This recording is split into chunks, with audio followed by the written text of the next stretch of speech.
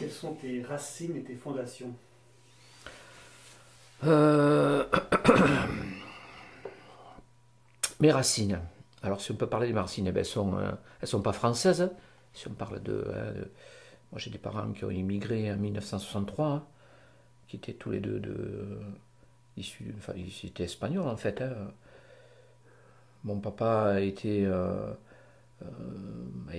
appelé, si on peut dire, par la France, par sa vie, parce qu'à l'époque, bon, l'Espagne, certainement, j'ai pas jamais posé la question. C'est marrant ça, parce que j'ai jamais posé la question à mon père. Je dis pourquoi t'es venu en France, pourquoi? Mais je suis sûr qu'il m'aurait répondu, c'est pour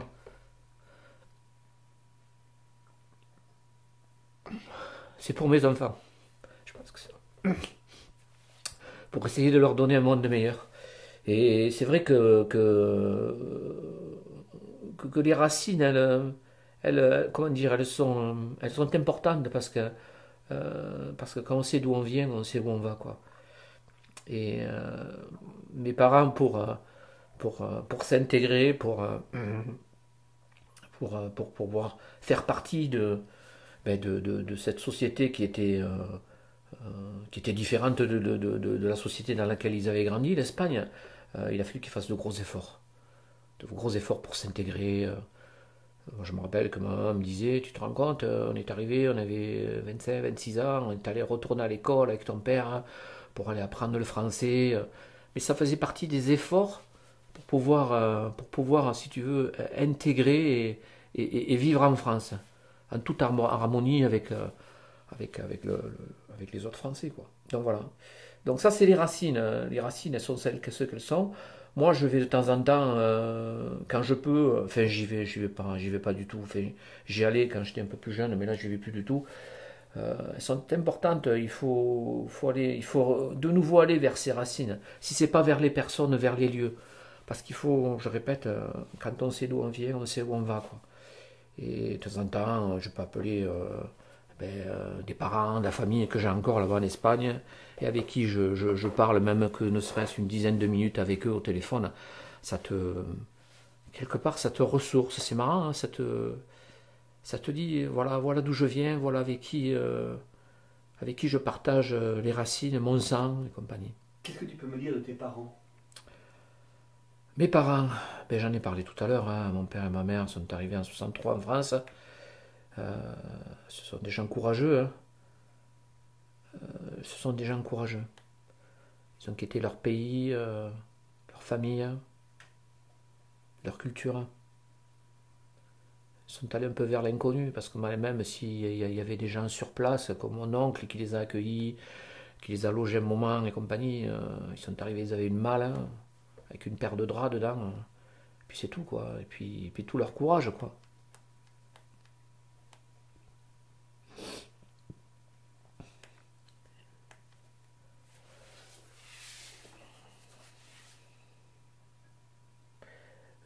Je suis ému parce que je ne sais pas si j'aurais ce courage. Je ne sais pas si vraiment j'aurais ce courage. Je, je- c'est vraiment. C'est émouvant parce que j'arrive pas à me mettre dans la peau de quelqu'un qui abandonne comme ça mais tous ses repères, et qui va comme ça vers l'inconnu, vers un monde qu'il connaît pas, tout ça. Je pense qu'il faut avoir du courage, quoi. Parce qu'on ne sait pas comment on va être accueilli ailleurs, on ne sait pas comment on va vivre, on ne sait pas comment, je sais pas, on ne sait pas de quoi on va être fait demain. Et bon, moi je suis fait un peu d'une façon où il faut que je sache demain ce que je vais faire, hein, où je vais être, hein. J'ai un mode planifié qui fait que voilà, je vais pas je vais pas n'importe où, quoi, voilà. Après ça, les individus sont faits comme. Mais moi, mes parents, je trouve qu'ils ont été très courageux. Mon père a été courageux. Mon père a été courageux. Ma maman, je pense qu'au début, elle a suivi par amour, hein, mais elle s'est vite intégrée. Bon, après, elle n'était pas en terre inconnue, hein, parce qu'il y avait une communauté espagnole qui était là, donc il les a accueillis, voilà, des gens avec qui on est encore amis, qui sont devenus presque de la famille. Mais il y a quand même une communauté hispanique qui était là, et qui déjà travaillait comme ouvrier agricole ou en maçonnerie ou compagnie. Voilà. Donc c'est vrai que mes parents, j'ai un papa et une maman, mais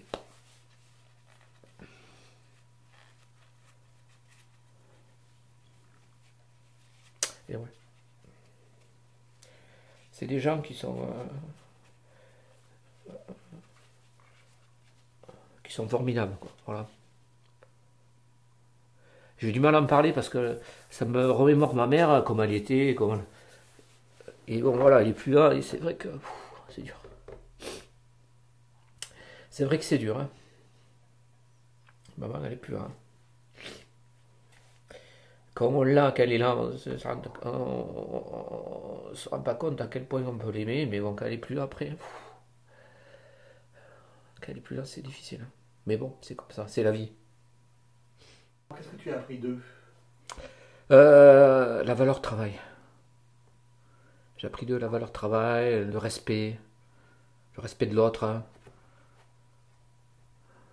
la gentillesse, l'accueil. Si on peut aller aider les autres, hein, ça mon père, ma mère aussi m'a toujours parlé, il faut aller aider les autres, faut aller vers les autres. Ça, c'est des valeurs qui sont, comment dire, on parlait de fondation. Tu vois ce que je veux dire? Lorsque tu as ces valeurs, qui font partie de cette fondation, tu peux pas dire ce que tu veux au-dessus. Puis il faut donner pour recevoir. Ça, mon père, il m'a beaucoup appris. Avant de recevoir, il faut beaucoup donner. Et si tu donnes pas, tu reçois pas. La vie est faite comme ça, quoi. Donc il faut beaucoup donner pour recevoir. Quel enfant tu étais? Quel enfant j'étais. Oh là là. Oh, j'étais assez réservé. Un enfant qui avait des rêves, comme tout enfant. Hein. Je veux être pilote, je veux être ci, je veux être mi. Après la vie, il se rend compte que t'as pas les capacités pour, que t'as pas l'intellect, que t'as pas le physique, voilà. Mais bon, finalement, quand je regarde derrière moi, je me suis pas trop mal démerdé, hein. Et puis, être enfant. Être enfant, pour moi, ça n'a pas été une période qui m'a vraiment marqué. J'ai pas de souvenir d'enfance marqué. J'ai pas de, comme si mon disque s'était effacé. J'ai pas de, c'est bizarre, hein. Souvent, j'essaye de me remémorer ben, comment j'étais, ce que je faisais, mais j'ai pas réellement de souvenirs d'enfance ou de, si j'ai des souvenirs de copains, si j'ai des souvenirs où je me suis cassé tous les os, quoi. Donc ça, oui, ça, bon, j'ai eu pas mal de petits accidents parce que bon, j'étais peut-être fragile physiquement ou que je faisais de grosses bêtises, hein, on va dire plutôt ça. Et voilà, bon, après, mon enfance a été, j'étais un élève assez studieux, bon, même très bon, je pense. Bon, après, j'ai pas fait les études que j'aurais dû faire ou que j'aurais pu faire, mais bon, peu importe.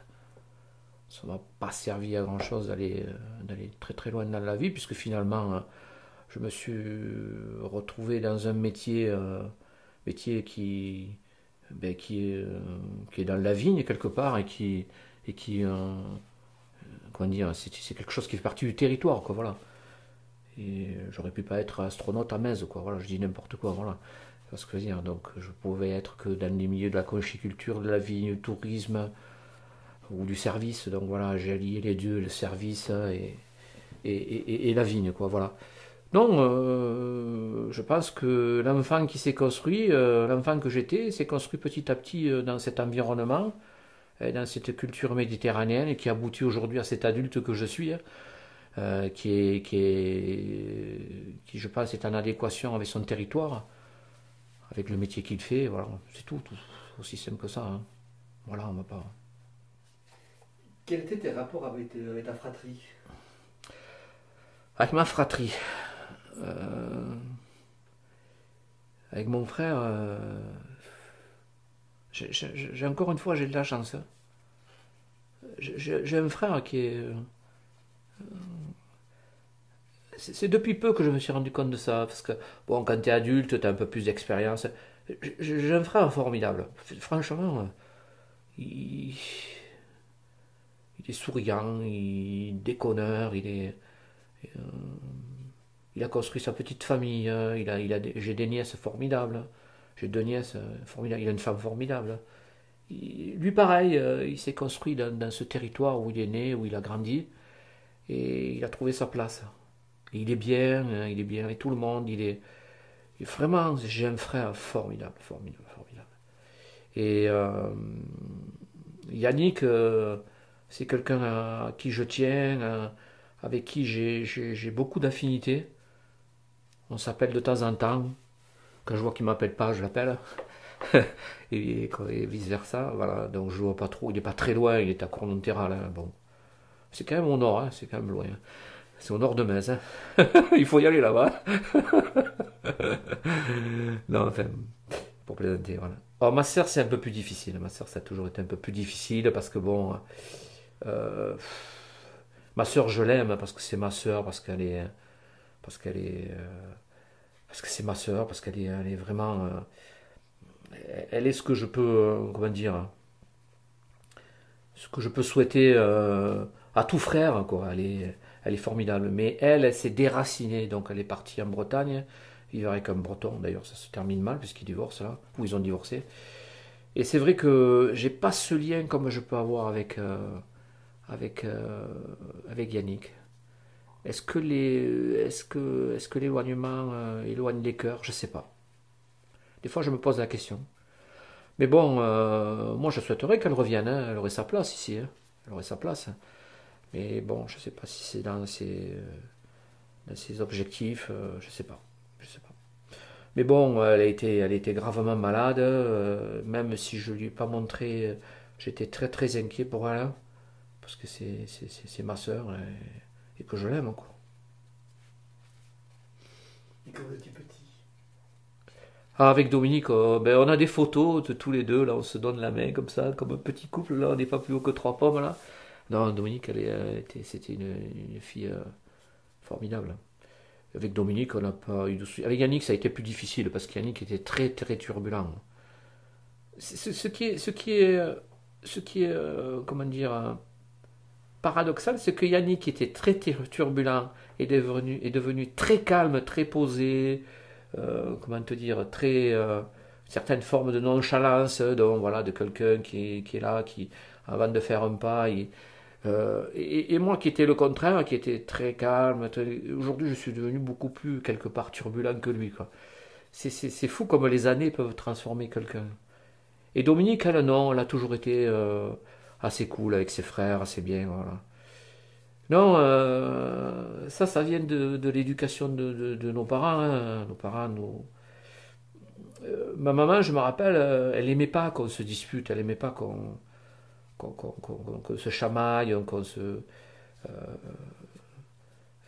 dès qu'on se chamaillait, il fallait aller embrasser, ou avec son frère et sa soeur, il fallait aller l'embrasser pour montrer qu'on avait ce lien. Au-delà du lien du sang, il fallait se faire la personnalité de son frère et sa soeur, et qu'on n'avait qu'un frère ou une soeur, hein, voilà. Et il fallait être, il fallait aller vers cet amour, moi, je sais que lorsqu'ils sont en peine, ou mon frère ou ma soeur, c'est marrant, c'est quelque chose que je sens et il faut tout de suite que j'appelle hein, pour savoir un peu ce qui se passe. Bon, avec ma soeur, ça a été un peu tendu ces dernières années, mais je me débrouillais ou par le biais de mon père ou de mon frère pour avoir de ses nouvelles, pour savoir comment elle allait, voilà. Il y a toujours ce lien qu'il faut, qu'il faut entretenir. Et si ce lien se disloque il faut vraiment tout faire pour que ce lien existe, quoi. Voilà. Voilà, après, bon, on a appris à ne pas se disputer, donc ça fait partie de l'éducation des parents. Il ne faut pas qu'on se dispute, il faut éviter la confrontation, voilà, voilà, c'est ce que nos parents nous ont appris. Voilà. Quelle est ta place dans cette fratrie? Alors, ma place, je suis le frère aîné. Quelle place a Yvan? Il a une place un peu dominante, ça il faut le dire. Hein, bon, voilà. Euh, Pourquoi? Parce que je sais pas pourquoi en fait. C'est pas toujours ça a été comme ça quoi. Peut-être pas quand j'étais jeune, mais après voilà par la suite. Parce que ça dépend de la caractère des personnes quoi. Voilà une place. C'est pas dominante, c'est pas le, c'est pas dominant, c'est référent je pense. C'est le frère référent.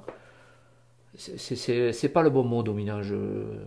Parce que j'aime pas dominer, mais c'est une certaine forme de dominance, mais un peu insinueuse, tu vois.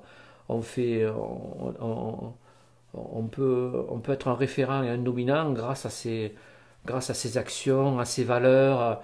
Et voilà, je pense que, bon, vis-à-vis d'eux, je suis comme ça, quoi. Je me suis jamais imposé, j'aime pas m'imposer, donc c'est pas dans mon caractère. Mais ça se fait insinueusement voilà, parce que je sais pas. Voilà, après moi quand je peux les aider, je les aide. Et puis ils aiment bien, ils aiment bien m'appeler lorsqu'ils sont embêtés, lorsqu'ils ont besoin de quelque chose ou d'un conseil, ils m'appellent, voilà. Après moi j'essaye de les aider avec, mais la plupart du temps, j'ose pas leur dire, mais j'en sais moins qu'eux, hein. Ils en savent beaucoup plus que moi. Mais ça, il faut pas leur dire, hein. Voilà ce que je peux dire sur ma place. J'espère qu'ils m'aiment autant que ce que je les aime, et c'est tout, hein. Après, le reste de la place n'a pas d'importance. Je sais pas si c'est vraiment. Je sais pas. Ça, c'est une réflexion qu'il faudrait que j'ai. Mais bon. Durant ta scolarité, quel élève tu étais? J'étais un bon élève, hein. Assidu, travailleur. J'ai toujours aimé ouais, travailler, j'ai toujours aimé, ouais. Ouais, je sais pas. Toujours obtenu mes diplômes, tout ce que j'ai passé, je les ai eus. Donc voilà, il n'y a pas eu de haut, de bas, j'ai toujours été régulier. Voilà. J'ai pas de souvenir d'être allé à l'école la boule au ventre, hein. Non, ça s'est fait naturellement comme ça, parce qu'il fallait aller à l'école, et puis voilà, j'ai pas. Sans plus, j'ai pas d'autres. Bon, un peu, je sais que je bossais parce que j'avais pas la facilité que d'autres avaient, donc je travaillais 2 fois plus que d'autres pour acquérir cette entre guillemets facilité, parce qu'il y en a qui naissent avec on le sait, des facilités qui sont plus importantes que d'autres, quoi. Voilà. Mais l'école a été un facteur primordial parce qu'elle m'a appris à bosser, m'a appris à me surpasser, à avoir de la volonté dans les tâches qui m'étaient données, passer les épreuves de diplôme et compagnie. Tout ça, ça apprend l'école. Ouais. Puis après, il y a les profs qu'on rencontre, qui aussi, il y a des rencontres. Là, pareil, on parle de rencontres avec d'autres. Il y a des profs qui nous marquent et qui nous